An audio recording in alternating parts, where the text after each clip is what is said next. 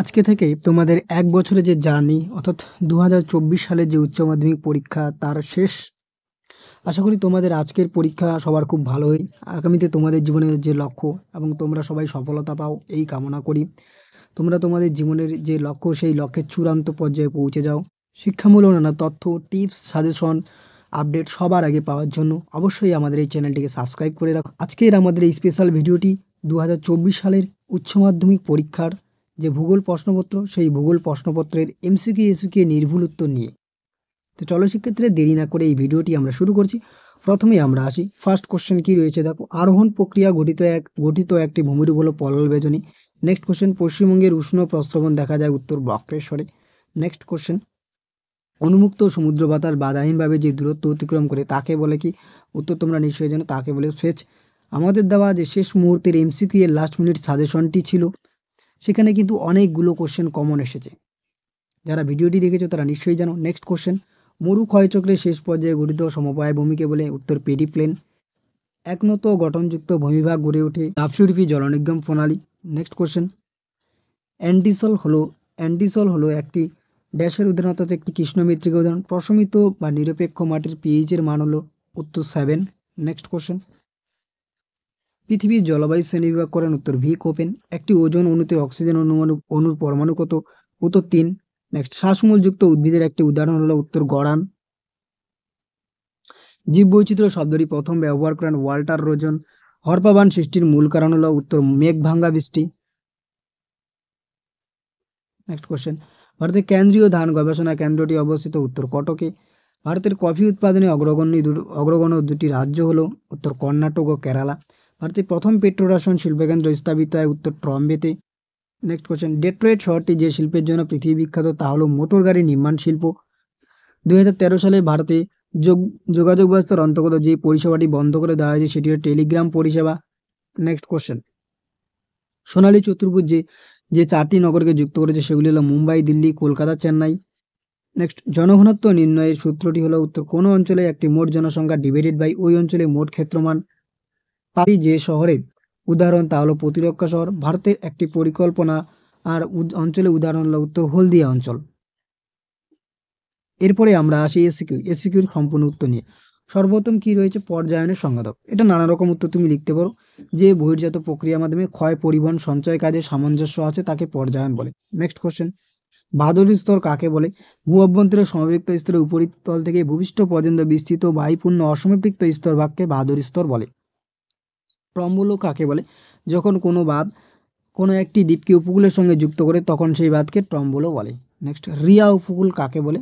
ভূ আলোড়নের প্রভাবে সমুদ্রের উপকূলে অবস্থিত উচ্চ পর্বতভূমি বা নদী, উপত্যকা বা সমুদ্র জলে নিমজ্জিত হয়ে যে ফানেল আকৃতির উপকূল সৃষ্টি হয় তাকে রিয়া উপকূল বলে। উপত্যকার মধ্যে উপত্যকা সৃষ্টির কারণ উল্লেখ করে? উত্তর নদীর পুনর্যৌবন লাভ। নেক্সট কোশ্চেন, আনুভূমিক পর্যায়ক্রমে কঠিন কোমল শিলাস্তর গঠিত গম্বুজাকৃতি ভূমিরূপ কোন শিলাস্তর অনুসরণ করে কোন ধরনের নদী নকশা সৃষ্টি? উত্তর অঙ্গুরীয় জলনিগম প্রণালী। এন্ডোডাইনোমরফিক মাটি কাকে বলে? মৃত্তিকা গঠনের প্রাথমিক পর্যায়ে মূল উপরিকরণের ভিত্তিতে যে মাটি গঠিত তাকে এন্ডোডাইনোমরফিক মাটি বলে। নেক্সট, মৃত্তিকা গঠন বা বুনন বলতে কি বোঝো? মৃত্তিকায় উপস্থিত পলি, বালি, কাদা ও বালির আপেক্ষিক আনুপাতিক পরিমাণকে মৃত্তিকা গঠন বা বুনন বলে। নেক্সট কোশ্চেন, প্রতীপ ঘূর্ণবাদ কাকে বলে?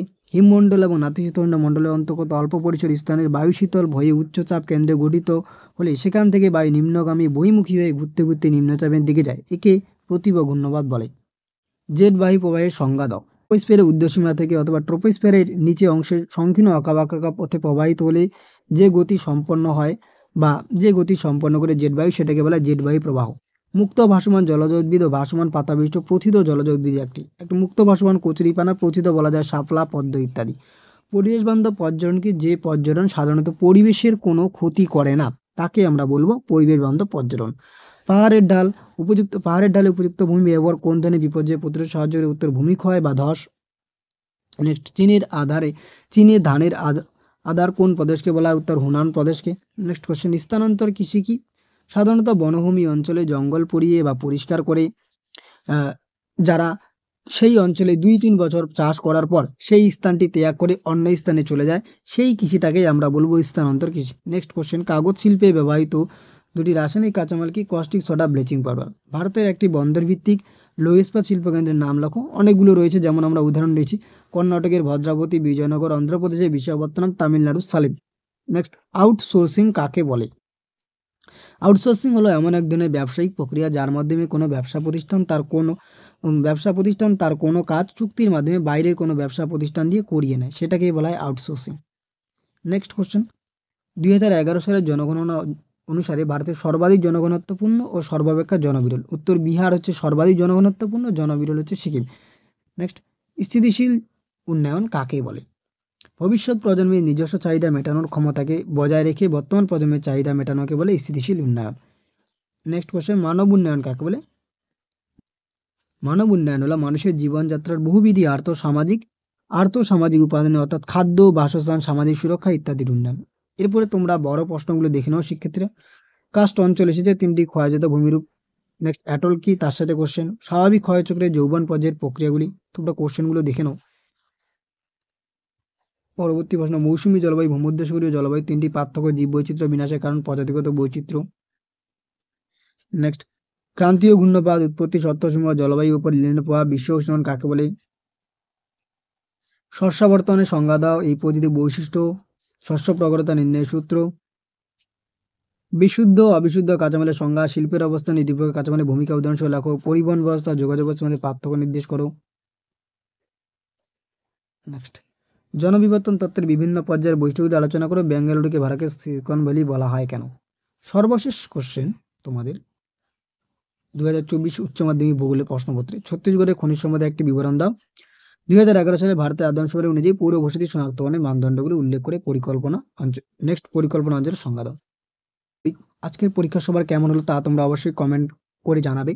তোমাদের ভবিষ্যৎ জীবনে তোমরা এগিয়ে যাও, এটাই আমাদের কামনা থাকলো। শিক্ষামূলক নানা তথ্য, টিপস, সাজেশন, নোটস ইত্যাদি বিষয়ে সবার আগে পেতে অবশ্যই আমাদের পাশে থাকো এবং আমাদের সাথে যুক্ত থাকো।